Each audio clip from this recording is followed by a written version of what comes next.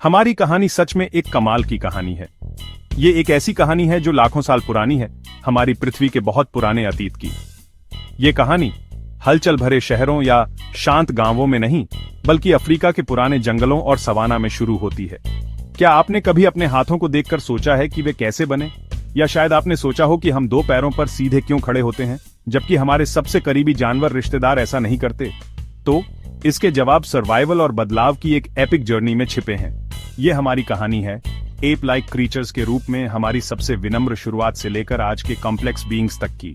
ये एक ऐसी कहानी है जो हमारी हड्डियों में और उस डीएनए में लिखी गई है जो हम सभी को जोड़ता है। हमारे सबसे पुराने एंसेस्टर्स हमसे बहुत अलग जिंदगी जीते थे। जरा सोचिए, एक ऐसी दुनिया जहां अजीब और शानदार क्रीचर्स भरे पड़े थे, पहले पिरामिड बनने या पहले शब्द लिखे जाने से बहुत पहले। यहाँ 6 से 7 मिलियन साल पहले ऐसे क्रीचर्स रहते थे जो इंसान और चिंपैंजी दोनों के एंसेस्टर्स थे। वे पेड़ों में आराम से रहते थे, बड़ी कुशलता से डालियों में घूमते थे। वे इंसान नहीं थे, अभी तक नहीं, पर उनके अंदर भविष्य का बीज था जो एक दिन उनके डिसेंडेंट्स को चांद पर चलते हुए और ब्रह्मांड की उत्पत्ति के बारे में सोचते हुए देखेगा। ये हमारी महान एडवेंचर का शुरुआती बिंदु था। फिर कुछ एक्स्ट्रॉर्डिनरी हुआ, दुनिया बदलने लगी और हमारे एंसेस्टर्स भी। अफ्रीका के घने जंगल सिकुड़ने लगे और उनकी जगह विशाल खुले घास के मैदानों ने ले ली। इस नए लैंडस्केप ने चुनौतियां और अवसर दोनों दिए। पेड़ों के लिए बने क्रीचर के लिए जमीन एक खतरनाक जगह थी, लेकिन ये नई खाने की चीजों से भरी जगह भी थी।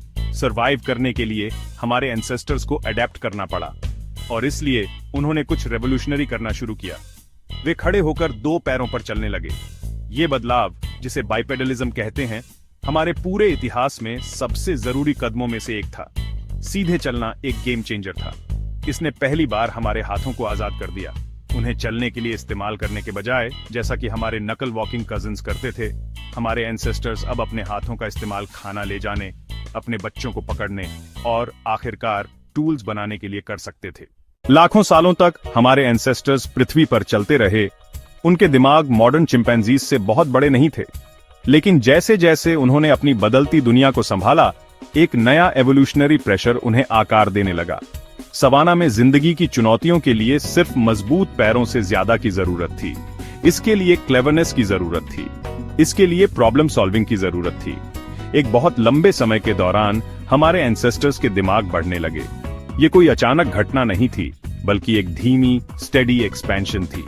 इस शानदार ग्रोथ ने नई क्षमताओं और सोचने के नए तरीकों को अनलॉक किया, जिससे हमारे एवोल्यूशन में अगली बड़ी छलांग के लिए मंच तैयार हुआ। बड़े दिमाग के साथ ज्यादा इंटेलिजेंस आई, और आजाद हाथों के साथ विचारों को एक्शंस में बदलने की क्षमता आई। लगभग 2.6 मिलियन साल पहले हमारे एंसेस्टर्स, जैसे होमो हैबिलिस या हैंडीमैन, ने कुछ ऐसा करना शुरू किया जो किसी क्रीचर ने पहले कभी नहीं किया था। उन्होंने टूल्स बनाने के लिए पत्थरों को जानबूझकर शेप करना शुरू किया।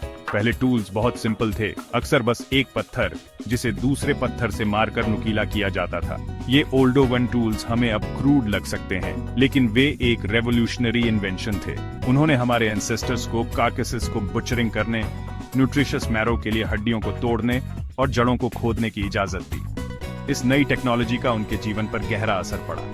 मांस और मैरो तक पहुंच से कैलोरीज और फैट का एक रिच सोर्स मिला। इस हाई एनर्जी डाइट ने हमारे बढ़ते दिमाग के लिए फ्यूल का काम किया। इसने एक पावरफुल फीडबैक लूप बनाया। बेहतर टूल्स से बेहतर खाना मिला, जिससे बड़े दिमाग को फ्यूल मिला, जो बदले में और भी बेहतर टूल्स बना सकता था। इनोवेशन के इस साइकिल ने हमारे एवोल्यूशन को तेजी से आगे बढ़ाया।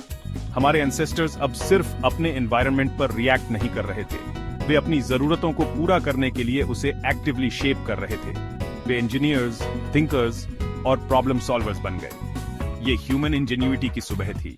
इस इनक्रेडिबल पीरियड के सबूत पत्थरों में लिखे हुए हैं। आर्कियोलॉजिस्ट्स ने अफ्रीका और उसके बाहर ऐसे शुरुआती टूल्स के अनगिनत उदाहरण पाए हैं। हर नुकीला फ्लेक और हर सावधानी से बना हैंड एक्स एक कहानी बताता है। ये एक ऐसे दिमाग की बात करता है जो प्लान कर सकता था, एक ऐसे हाथ की जो बना सकता था, और एक ऐसी स्पीसीज की जो अपनी दुनिया पर मास्टर करना सीख रही थी। टूल यूज का विकास सिर्फ सर्वाइवल के बारे में नहीं था, ये कल्चर के जन्म, एक पीढ़ी से दूसरी पीढ़ी तक नॉलेज के पासिंग के बारे में था। हमारे एंसेस्टर्स सिर्फ जीना नहीं सीख रहे थे, बल्कि थ्राइव करना सीख रहे थे। जैसे जैसे हमारे एंसेस्टर्स के दिमाग ज्यादा कॉम्प्लेक्स हुए और उनके टूल्स ज्यादा सोफिस्टिकेटेड हुए, एक और उतनी ही पावरफुल ट्रांसफॉर्मेशन हो रही थी। उनकी सोशल लाइव्स ज्यादा इंट्रिकेट हो रही थी। ग्रुप्स में रहने के लिए कोऑपरेशन की जरूरत थी। बड़े जानवरों का शिकार करना, बच्चों की रक्षा करना और रिसोर्सेज शेयर करना, ये सब साथ मिलकर काम करने पर निर्भर था। लेकिन इफेक्टिव टीम वर्क के लिए इफेक्टिव कम्युनिकेशन की जरूरत होती है। सिंपल ग्रंट्स और जेस्चर्स उन कॉम्प्लेक्स आइडियाज को बताने के लिए काफी नहीं थे जो उनके दिमाग में बनने लगे थे। सबसे पावरफुल टूल लैंग्वेज के इमर्जेंस के लिए मंच तैयार था। लैंग्वेज का विकास एक धीमी और मिस्टीरियस प्रक्रिया थी। ये रातों रात नहीं आई। ये शायद साउंड्स की एक वाइड रेंज और ज्यादा कॉम्प्लेक्स जेस्चर्स से शुरू हुई होगी। हजारों पीढ़ियों के दौरान हमारे एंसेस्टर्स के गले और मुंह की एनाटॉमी बदल गई, जिससे वोकलाइजेशंस की ज्यादा वैरायटी संभव हुई। उनके दिमाग की वायरिंग भी इवॉल्व हुई। स्पीच को समझने और बनाने के लिए खास एरियाज विकसित हुए। इससे उन्हें डिटेल्ड इंफॉर्मेशन शेयर करने, भविष्य के लिए प्लान करने, अपने बच्चों को सिखाने और कहानियां सुनाने की इजाजत मिली। लैंग्वेज ने उन्हें आइडियाज की एक शेयर्ड दुनिया बनाने की इजाजत दी। लैंग्वेज के साथ कोऑपरेशन में एक रेवोल्यूशन आया। कल्पना कीजिए कि शुरुआती इंसानों का एक ग्रुप शिकार की योजना बना रहा है। शब्दों का इस्तेमाल करके वे अपने एक्शंस को प्रिसिजन के साथ कोऑर्डिनेट कर सकते थे। एक व्यक्ति बता सकता था कि जानवर कहां थे, दूसरा एक स्ट्रैटेजी सुझा सकता था और पूरा ग्रुप एक सिंगल इंटेलिजेंट यूनिट के रूप में काम कर सकता था। टीम वर्क के इस लेवल ने उन्हें एक बहुत बड़ा फायदा दिया।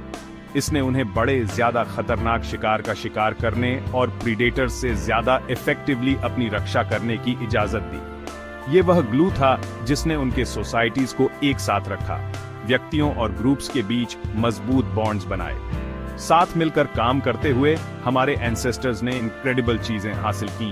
उन्होंने आग को कंट्रोल करना सीखा, एक मोमेंटस डिस्कवरी जिसने गर्मी, प्रेडेटर्स से सुरक्षा और खाना पकाने का एक तरीका प्रदान किया, जिससे इसे पचाना आसान हो गया और ज्यादा न्यूट्रिएंट्स अनलॉक हुए। उन्होंने ज्यादा परमानेंट शेल्टर्स बनाए और आर्ट बनाई जिसने गुफाओं की दीवारों को सजाया, उस दुनिया के विविड डिपिक्शंस जो उन्होंने देखी थी। ये कल्चर का जन्म था। लैंग्वेज के माध्यम से नॉलेज को नीचे पास किया जा सकता था, इंस्टिंक्ट के माध्यम से नहीं बल्कि टीचिंग के माध्यम से।